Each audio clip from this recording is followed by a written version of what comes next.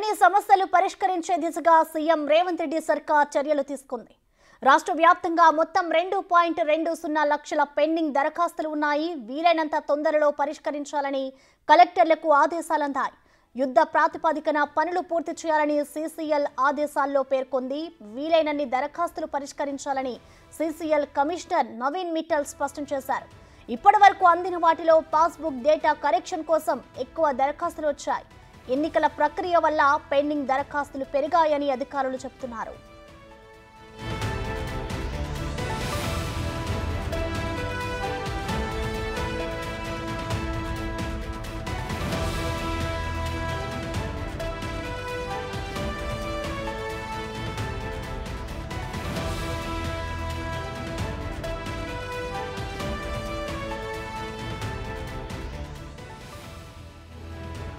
దీనిపై మరింత సమాచారాన్ని మా deputy bureau chief Sadiq live లో అందిస్తారు. సాదిక్, చెప్పండి, ఈ ధరణి సమస్యలకు సంబంధించి అయితే ఇటు రేవంత్ సర్కార్ చర్యలు తీసుకుంది.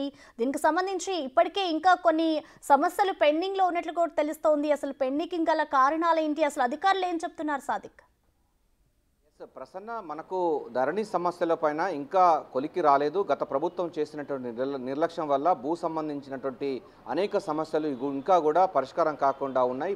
ఈ ప్రభుత్వం వచ్చిన తర్వాత ఈ ధరణి సమస్యల పైన పూర్తి స్థాయిలో అధ్యయనం చేసి వెంటనే వాటి ధరణి సమస్యలను పరిష్కరించాలని కూడా స్పెషల్ డ్రైవ్ పెట్టినప్పటికీ ఇంకా 2,20,000 అప్లికేషన్స్ కూడా ఉన్న మాట నిన్న కలెక్టర్ చెప్పడం జరిగింది. నిన్న జరిగినటువంటి సీసీఎల్ఏ కమిషనర్ నవీన్ మిట్టల్తో వీడియో కాన్ఫరెన్స్లో వివిధ జిల్లాలకు సంబంధించిన కలెక్టర్తో సమావేశంలో ఇదే అంశాన్ని కూడా చెప్పడం జరిగింది. 2,20,000 వరకు కూడా ఇంకా ధరణి అప్లికేషన్స్ పెండింగ్లు ఉన్నాయి. వాటన్నిటిని కూడా యుద్ధ ప్రాతిపదికన అతి త్వరలోనే పూర్తి చేయాలని కూడా నవీన్ మిట్టల్ అధికారులకు ఆదేశాలు జారీ చేయడం జరిగింది. అందుకు గాను తహసీల్దార్లకు కూడా లాగిన్ అవ్వడానికి ఒక సౌలభ్యం ఇస్తూ కూడా ఒక నిర్ణయం తీసుకోవడం జరిగింది. ప్రధానంగా రాష్ట్ర వ్యాప్తంగా ఉన్నటువంటి భూ సమస్యల అన్నిటిపైన కూడా ధరణి అన్నది ఒక దారుణమైనటువంటి పరిస్థితి ఎదుర్కొంటున్న నేపథ్యంలో రైతాంగం చాలా మందికి తీవ్రంగా నష్టపోతున్నారు. దాదాపు 188 మాడ్యూల్స్లో ధరణి సమస్యలు ఉన్నాయని కూడా ప్రభుత్వం గుర్తించింది. అయితే దాంట్లో 163 వరకు కూడా పరిష్కరించారు. కానీ మిగతా వాటిని పరిష్కరించే విధంగా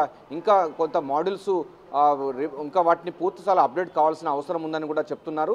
సో ప్రధానంగా రంగారెడ్డి జిల్లా సంబంధించినటువంటి ఏరియాలో మాత్రం భూ సంబంధించినటువంటి అనేక ధరణి సమస్యలు వస్తున్నాయని కూడా అధికారులు సీసీఎల్ఏ కమిషనర్ నవీన్ మిట్టల్కు స్పష్టం చేయడం జరిగింది.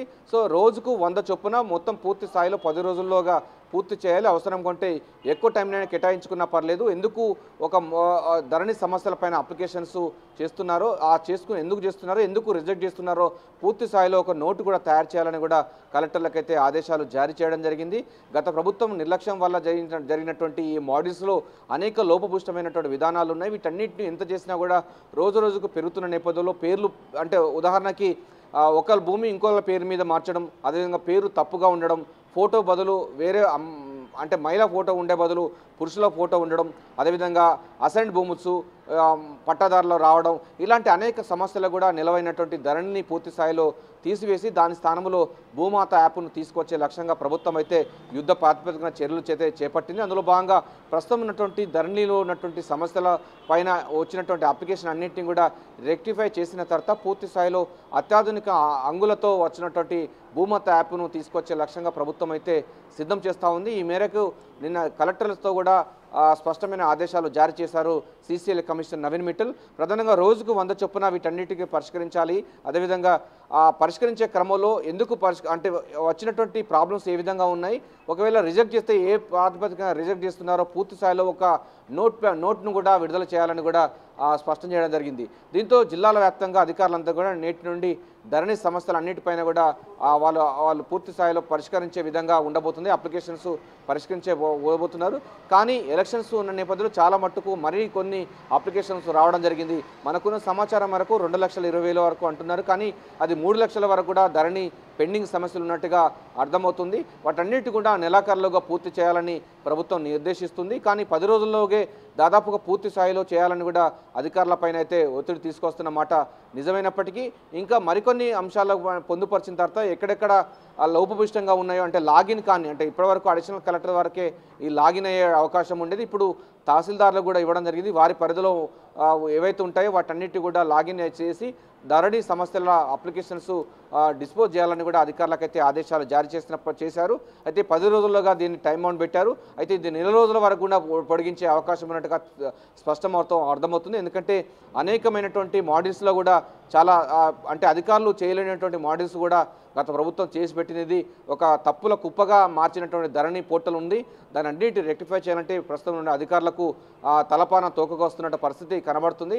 వీటన్నిటి రెక్టిఫై చేసి ముందుకెళ్లే లక్ష్యంగా ప్రభుత్వం అయితే యుద్ధ ప్రాతిపదికన చర్యలు చేపట్టింది.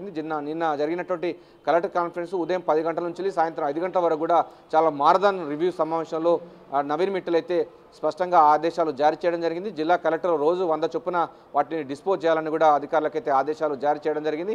ఏదైనప్పటికీ ధరణి సంబంధించిన సమస్యలపై వచ్చిన అప్లికేషన్స్ యుద్ధ ప్రాతిపదికన పూర్తి చేసి కొత్త భూమాత యాప్ను తీసుకొచ్చే లక్ష్యంగా ప్రభుత్వం మొత్తం వేగంగా పావులు గడుపుతుంది.